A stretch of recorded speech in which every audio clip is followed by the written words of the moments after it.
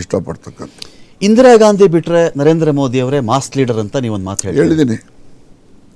ಇವತ್ತು ಇಂದಿರಾ ಅವರ ಆಳ್ವಿಕೆ ಇಷ್ಟಪಡುವುದಾದರೆ ಮೋದಿ ಅವರ ಆಳ್ವಿಕೆನೂ ಇಷ್ಟಪಡ್ತೀರಾ ನೀವು? ಹಾಗಲ್ಲ. ಅಲ್ಲ, ಮೋದಿ ಅವ್ರ ಆಳ್ವಿಕೆ ಅದು ಹೇಳ್ತೀನಿ ಬೇಕಾದ್ರೆ. ನೀವು ಇಂದಿರಾ ಗಾಂಧಿ ಅವ್ರ ಬಗ್ಗೆ ಮಾಸ್ ಲೀಡರ್ ಅಂತ ಹೇಳಿ ಮೋದಿನೂ ಮಾಸ್ ಲೀಡರ್ ಅಂತ ಯಾಕೆ ಹೇಳಿದೆ ಅಂದರೆ, ನಾವು ಮೊದಲು ಯಾವ್ದಾದ್ರು ಹಳ್ಳಿನಲ್ಲಿ ಹೋಗಿ ಯಾರಿಗಪ್ಪ ಓಟ್ ಹಾಕಿ ಬಂದಯ್ಯ ನೀನು ಅಂತ ಓಟನ್ನು ಕೇಳಿದ್ರೆ ನಾನು ಇಂದಿರಾ ಗಾಂಧಿಗೆ ಹಾಕಿದ್ದೀನಿ ಸರ್ ಹೇಳ್ತಿದ್ದ ಹೊರತು ಕ್ಯಾಂಡಿಡೇಟ್ ಹೆಸರು ಹೇಳ್ತಿದ್ದಿಲ್ಲ.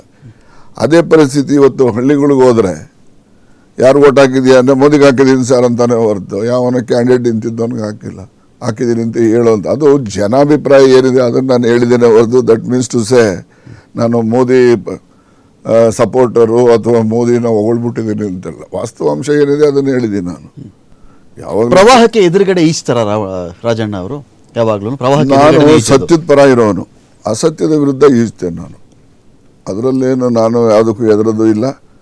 ಗೋ ವಿತ್ ದ ಫ್ಲೋ ಇಲ್ಲ Rajanna. Go with the flow ಯಾವತ್ತೂ ಇಲ್ಲ. Against the flow, against the ಫ್ಲೋನು ಅಂತಲ್ಲ, ಎಗನೆಸ್ಟ್ ದಿ ಅಸತ್ಯ. ಸತ್ಯದ ಪರವಾಗಿ ಯಾವಾಗಲೂ ಇರ್ತೀನಿ, ಬಡವ್ರ ಪರವಾಗಿ ಇರ್ತೀನಿ.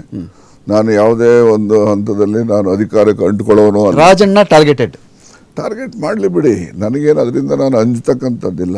ನಾನು ನೋಡಿ, ಬಡವ್ರಿಗೋಸ್ಕರ ರೈತರಿಗೋಸ್ಕರ ಯಾವುದೇ ಒಂದು ಸಂದರ್ಭಕ್ಕೂ ಕೂಡ ನಾನು ಎದೆ ಕೊಡಲಿಕ್ಕೆ ಸಿದ್ಧರವನೇ ಹೊರತು ನಾನು ಯಾವತ್ತೂ ಬೆನ್ನು ತೋರಿಸೋ ಜಾಯಮಾನ ನಂದಲ್ಲ. ವೋಟ್ ಚೋರಿ ಕಮೆಂಟ್ಗೆ ಒಬ್ಬ ವ್ಯಕ್ತಿ ರಾಜ್ಯದಲ್ಲಿ ಮಿನಿಸ್ಟರ್ಗಿರಿ ಕಳ್ಕೊಂಡ್ರು ಅಂದರೆ ಏನು ಬೇಜಾರಾಗಲಿಲ್ವ ರಾಜಣ್ಣ ನಿಮಗೆ? ನನಗೇನು ಬೇಜಾರು, ಏನು ಅಧಿಕಾರ ಅನ್ನೋದು ನಮ್ಮ ಅಪ್ಪನ ಮನೆ ಆಸ್ತಿ ಏನಲ್ಲ.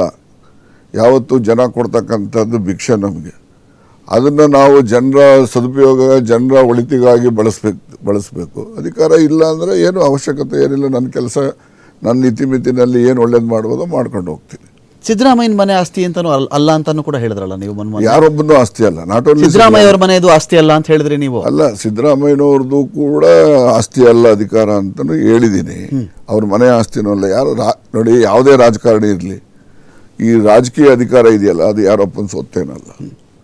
ಅದು ಜನ ಕೊಡ್ತಕ್ಕಂಥದ್ದು ಭಿಕ್ಷೆ. ಅದು ನಾವು ಆ ಅಧಿಕಾರದ ಲಾಭನ ಜನರಿಗೆ ಒಳತಿಗೆ ಬಳಸ್ತಕ್ಕಂಥದ್ದು ನಿಜವಾದಂತಹ ರಾಜಕಾರಣಿಯ ಜವಾಬ್ದಾರಿ, ಕರ್ತವ್ಯ. ಇದನ್ನು ನಾನು ನಂಬಿರ್ತಕ್ಕಂಥದ್ದು. ಸಿದ್ದರಾಮಯ್ಯನವರು 5 ವರ್ಷಗಳ ಕಾಲ ಮುಖ್ಯಮಂತ್ರಿಯಾಗಿ ಕಂಪ್ಲೀಟ್ ಮಾಡಬೇಕು ಅಂತ ನಿಮ್ಮ ಆಸೆನಾ? ನಾನು ನೋಡಿ, ಸಿದ್ದರಾಮಯ್ಯನವರು ಮುಖ್ಯಮಂತ್ರಿ 5 ವರ್ಷ ಪೂರೈಸಬೇಕು ಅಂತಕ್ಕಂಥದ್ದು ನಾನು ಒಬ್ಬನೇ ಅಲ್ಲ.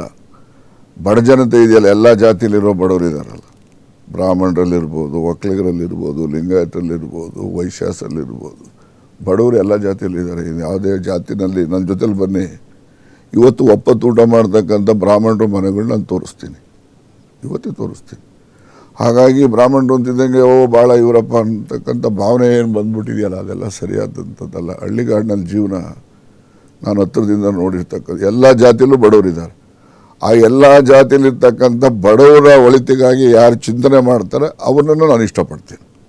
ಒಬ್ಬರು ಚಿಂತನೆ ಮಾಡಿದ್ದಾರೆ, ಮಾಡಿಲ್ಲ, ಅವ್ರ ಕೆಲಸ ಮಾಡ್ತಿದ್ದಾರೆ, ಮಾಡ್ತಾ ಇಲ್ಲ, ಹೇಗೆ ಜಡ್ಜ್ ಮಾಡೋದು ರಾಜಣ್ಣ ಅವ್ರೆ ನಿಮ್ಮ ಪಾರ್ಟಿನಲ್ಲಿ? ಈಗ ಗ್ರಾಸ್ ರೂಟ್ ಅವ್ರ ಮೈಂಡಲ್ಲಿ ಚಿಂತನೆ ಇದೆ, ರಾಜಣ್ಣ ಅವ್ರಿಗೆ ಹೆಂಗೆ ಗೊತ್ತಾಗುತ್ತದೆ ನೋಡಿ? ಗ್ರಾಸ್ ರೂಟ್ ಲೆವೆಲಲ್ಲಿ ನಾವು ಜನರ ಮಧ್ಯೆ ಇರ್ತೀವಲ್ಲ, ನಮಗೆ ಗೊತ್ತಾಗ್ತದೆ. ಯಾರು ಜನರ ಮಧ್ಯೆ ಇರೋದಿಲ್ಲ ಅವ್ರಿಗೇನು ಗೊತ್ತಾಗೋದಿಲ್ಲ. ಅವ್ರಿಗೆ ಒಳ್ಳೇದು ಗೊತ್ತಾಗಲ್ಲ, ಕೆಟ್ಟದ್ದು ಗೊತ್ತಾಗೋದಿಲ್ಲ ಅವ್ರಿಗೆ. ನಾವು ಜನರ ಮಧ್ಯೆ ಇರೋದ್ರಿಂದ ಒಳ್ಳೇದು ಯಾವುದು, ಕೆಟ್ಟದ್ದು ಯಾವುದು, ಜನಾಭಿಪ್ರಾಯ ಏನಿದೆ, ಯಾವ ಜನಾಭಿಪ್ರಾಯದಂತೆ ನಾವು ನಡ್ಕೊಂಡ್ರೆ ನಮಗೆ ಗೌರವ ಹೆಚ್ಚುತ್ತೆ. ಯಾವತ್ತೂ ಕೂಡ ಜನ ಏನು ಇಷ್ಟಪಡ್ತಾರೆ ಅದನ್ನು ನಾವು ಮಾಡ್ತಕ್ಕಂಥದ್ದು ಮಾಡಬೇಕು. ಜನಕ್ಕೆ ಯಾವುದು ಇಷ್ಟ ಇಲ್ಲ ಅದನ್ನು ಮಾಡೋಕ್ಕೆ ಹೋಗ್ಬಾರ್ದು. ಆಗ ನಮಗೆ ಅದರಿಂದ ಗೌರವ ಹೆಚ್ಚುತ್ತೆ. ಜನಾಭಿಪ್ರಾಯದಂತೆ ಹೋದಾಗ ನಮಗೆ ಗೌರವ ಹೆಚ್ಚುತ್ತೆ.